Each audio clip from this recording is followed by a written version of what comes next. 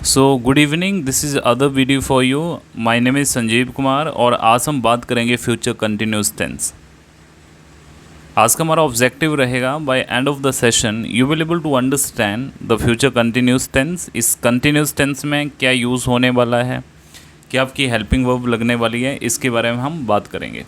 और इसके साथ साथ मैं आपको प्रेजेंट कंटिन्यूस और पास्ट कंटिन्यूस के बारे में भी बताऊंगा। ये हम पहले ही कंप्लीट कर चुके हैं, तो उसकी आइडेंटिफिकेशन क्या है, उसका स्ट्रक्चर क्या है। और इन तीनों में अगर मैं प्रेजेंट कंटिन्यूस, फ्यूचर कंटिन्यूस और पास्ट कंटिन्यूस की अगर बात करता हूँ, तो इनमें बेसिक इनकी डिफरेंसेस क्या है। देखो, ये जो फ्यूचर कंटिन्यूस जो है, इसमें आपके जो सेंटेंसेस जो आएंगे वो आएंगे रहा होगा, रही होगी और रहे होंगे। इस तरह के आपके सेंटेंसेस आएंगे। जैसे मोहन गाना गा रहा होगा, वे स्कूल जा रहे होंगे और तुम पुस्तक पढ़ रहे होंगे। तो ऐसे वाले आपके जितने भी सेंटेंसेस आएंगे वो आपके फ्यूचर कंटिन्यूस टेंस के होंगे।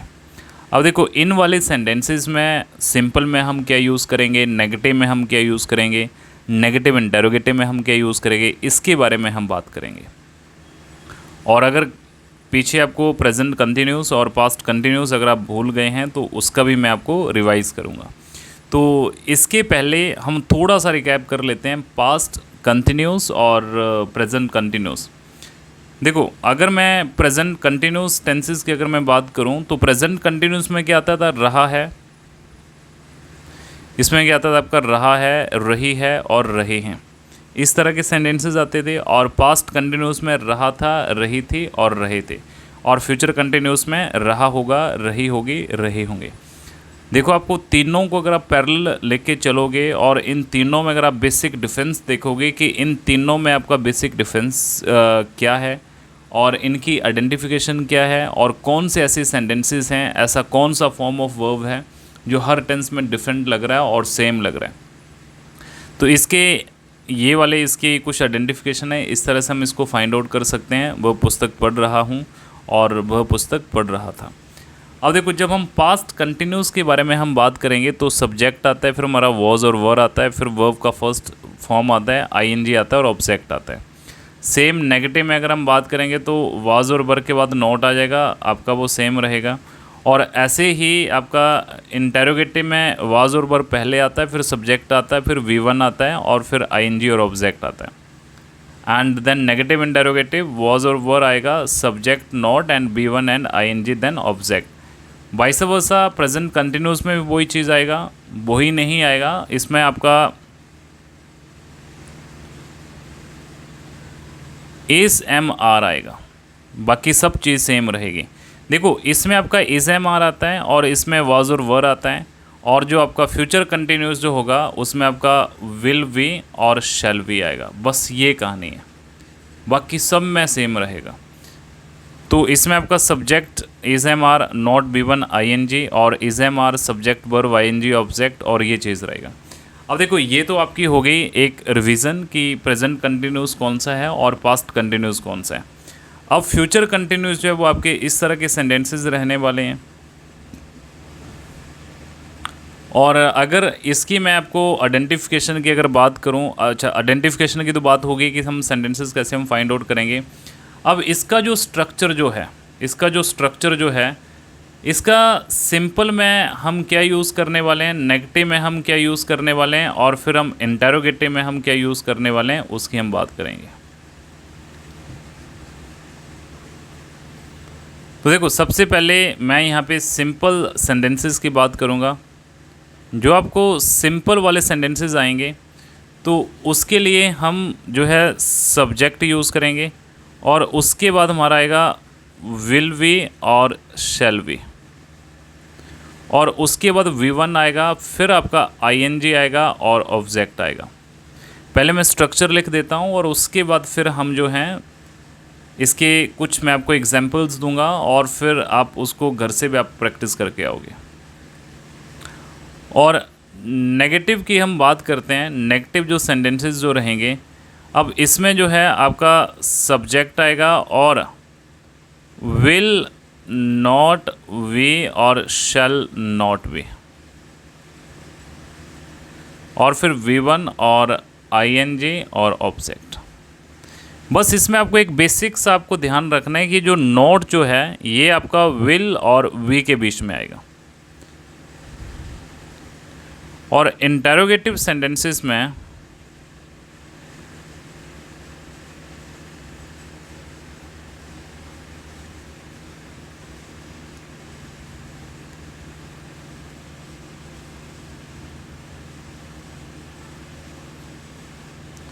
इंटेरोगेटिव में आपका विल और शैल पहले आ जाएगा।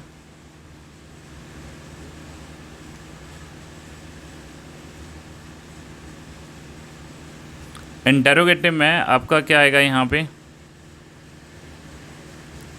विल और शैल पहले आएगा और उसके बाद फिर हमारा सब्जेक्ट आएगा और फिर हमारा वी आएगा, फिर V1 आएगा और आईएनजी आएगा और फिर ऑब्जेक्ट आएगा। और सेम नेगेटिव इंटेरोगेटिव में आपका क्या आएगा,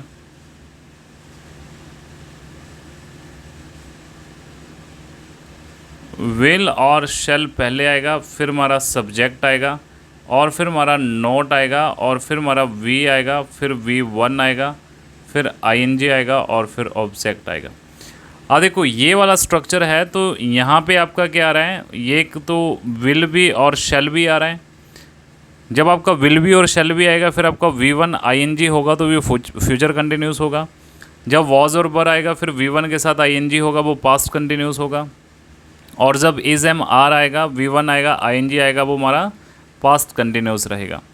अब देखो यहाँ पे हम कुछ सेंटेंसेस हम लिखते हैं, एग्जाम्पल मैं आपको देता हूँ, जैसे हम उनको कन्वर्ट करेंगे। जैसे अगर मैं सेंटेंस लिखता हूँ यहाँ पे, Ram does not speak truth, मतलब राम जो है वो ट्रुथ नहीं बोलता है, राम सच नहीं बोलता है। देखो ये वाला सेंटेंसेस कौन सा है ये आपको बताना है, ये सेंटेंसेस कौन सा है। अब इस वाले सेंटेंसेस को हमने कन्वर्ट करना है फ्यूचर कंटिन्यूस में। तो देखो फ्यूचर कंटिन्यू में सब्जेक्ट तो वैसे ही रहेगा। अब सब्जेक्ट के बाद हम क्या यूज़ करेंगे, विल बी या शैल बी। आई और वी के साथ हमारा शैल यूज़ होता है, बाकी पर्सन के साथ हमारा विल यूज़ होता है। लेकिन मेरी पिछली वीडियो में मैंने आपको इसका उल्टा बताया है ना, उसको भी ध्यान में रखना। तो क्या आएगा, राम विल वी, देखो सब्जेक्ट आ गया, विल बी आ गया।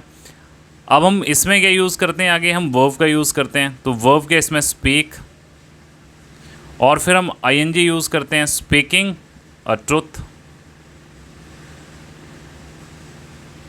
Right. Ram will be speaking truth. और उसके बाद जो है अगर मैं और एग्जांपल दूं, जैसे they have written a letter. अब देखो ये सेंटेंस जो है वो आपका ये प्रेजेंट परफेक्ट का है। अब अपने प्रेजेंट परफेक्ट को आपने कन्वर्ट करना है फ्यूचर कंटिन्यूस में। तो देखो दे ऐसे ही रहेगा, दे, इसको हम लगाएंगे नहीं क्योंकि फ्यूचर कंटिन्यूस में हैव तो आता नहीं है, क्या आता है, विल भी आता है, विल भी। अब रिटन यहाँ पे थर्ड फॉर्म दे रखा है क्योंकि उसमें तुम्हारा वर्ब का फर्स्ट फॉर्म लगता है, तो रिटन की क्या आएगी, राइट आएगी। अब इसके साथ हम आईएनजी लगाते हैं, जब आईएनजी हम लगाते हैं तो ये ई हट जाता है यहाँ पे, है ना, राइटिंग और a letter. It's very simple. तो ऐसे ही करके जो हैं आप इनको आप कन्वर्ट कर सकते हैं। नेगेटिव में कैसे रहेगा, ये नेगेटिव में रहेगा, they will not be writing a letter. और इंटरोगेटिव में क्या रहेगा, विल दे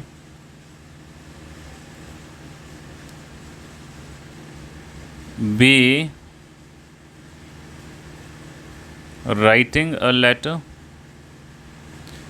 और नेगेटिव इंटरोगेटिव में क्या रहेगा, will they not be writing a letter. पीछे ऊपर ये स्ट्रक्चर देख लेना। और इसके जो हैं आप अलग अलग जो टेंसेस के आप सेंटेंसेस आप कन्वर्ट कर सकते हैं। आप जैसे कोई भी आप 5 सेंटेंस लिख सकते हैं, उनको आप प्रेजेंट इंडेफिनिट में कन्वर्ट करो, फिर उनको फ्यूचर कंटिन्यूस में करो, फिर उनको परफेक्ट में करो, है ना। तो इस तरह की आप प्रैक्टिस, अब ज़्यादा से ज़्यादा प्रैक्टिस आप कर सकते हैं। अब अगली वीडियो जो आने वाली है वो फ्यूचर परफेक्ट टेंस के बारे में रहेगी, और इसके साथ साथ हम फ्यूचर और प्रेजेंट पास्ट परफेक्ट के भी हम कंप्लीट करेंगे। तो देखो, जो कैंडिडेट अगर अच्छे से तैयारी कर रहा है, अच्छे से प्रैक्टिस कर रहे हैं, उसकी मैं गारंटी देता हूँ कि आप बहुत अच्छा जो है ग्रामर सीख जाओगे। और जिसका इंटरेस्ट नहीं है, जिसको सीखना ही नहीं है, तो उसको हम सिखा भी नहीं सकते हैं। अगर देखो, अगर कोई ऐसा कैंडिडेट है और जिसके अंदर एक सीखने की जिज्ञासा है, अगर उसके अंदर क्यूरियोसिटी है सीखने की, कुछ काम करने की, कुछ बनने का, कुछ करने का, अगर उसके अंदर वो जुनून है तो वो कर जाएगा। अगर वो स्कूल भी नहीं जाएगा, यहाँ से लेक्चर भी नहीं देखेगा, कुछ भी नहीं करेगा, वो कहीं ना कहीं से कर जाएगा वो, क्योंकि उसके अंदर वो वाली क्यूरियोसिटी है। अब जो दूसरी साइड हैं, अगर उनको सीखना ही नहीं है और उनको कुछ करना ही नहीं है, उनको आप चाहे कितनी भी अच्छी यूनिवर्सिटी में डाल दो, कितने अच्छे स्कूल्स में डाल दो, कितने अच्छे एजुकेटेड हाईली क्वालिफाइड टीचर क्यों ना हो, वो नहीं कर पाएंगे। तो बेटा अपने अंदर के इंटरेस्ट को जगाओ और अपना एक गोल बनाओ और अपनी लाइफ को एक डायरेक्शन दो, और उस डायरेक्शन पे आप काम करो और सफलता आपको ज़रूर मिलेगी। अगर आपको लगता है अभी आपको, अगर इंग्लिश अगर आपको सीखना है, ग्रामर आपको सीखना है, तो आप इसको अपना 3 महीने का, 5 महीने का आप गोल बना सकते हैं। कोई भी सब्जेक्ट अगर आपका कठिन है तो 3 और 4 महीने उस गोल पे आप काम करो। अभी अगर आपके फ्यूचर गोल नहीं बन रहे हैं, लाइफ का कोई गोल नहीं बन रहा है, तो आप कोई ऐसे सब्जेक्ट पे ही गोल बना लो। आपको मैथमेटिक्स नहीं आता है, अच्छा 5 महीने का गोल बना लो कि भाई मैथ मुझे सीखना है। इंग्लिश नहीं आती तो 3 या 5 महीने का ऐसा गोल बना लो कि भाई मुझे ये चीज़ें सीखनी है। और जब अगर आप छोटे छोटे अगर आप गोल बनाओगे और उन गोल्स को अगर आप अचीव करोगे, तो आपके अंदर एक कॉन्फिडेंस लेवल जो है वो बिल्डअप होगा। और जब आपके अंदर वो कॉन्फिडेंस लेवल बिल्डअप होगा, आप कर जाओगे, आप आगे बहुत कुछ कर जाओगे। तो सबसे ज़रूरी ये है कि अपने अंदर के इंटरेस्ट को जगाना, अपने अंदर के इंटरेस्ट को जगाओ, उसके बाद सारे के सारे काम जो है वो ऑटोमेटिक होने लगेंगे। पहले ये सोचना आपको कि भाई मुझे करना क्या है, मैं इस दुनिया में आया हूँ तो मैं क्यों आया हूँ और मुझे करना क्या है, ये आपको फाइंड आउट करना है। ऐसे नहीं कि बस कुछ नहीं करना है, मौज मस्ती करनी है, ना, ऐसे नहीं। सो डायरेक्शन दो अपनी लाइफ को, अपना गोल्स बनाओ, और उस गोल पे every day you should be work hard, and definitely you will achieve that goal one day. Thank you.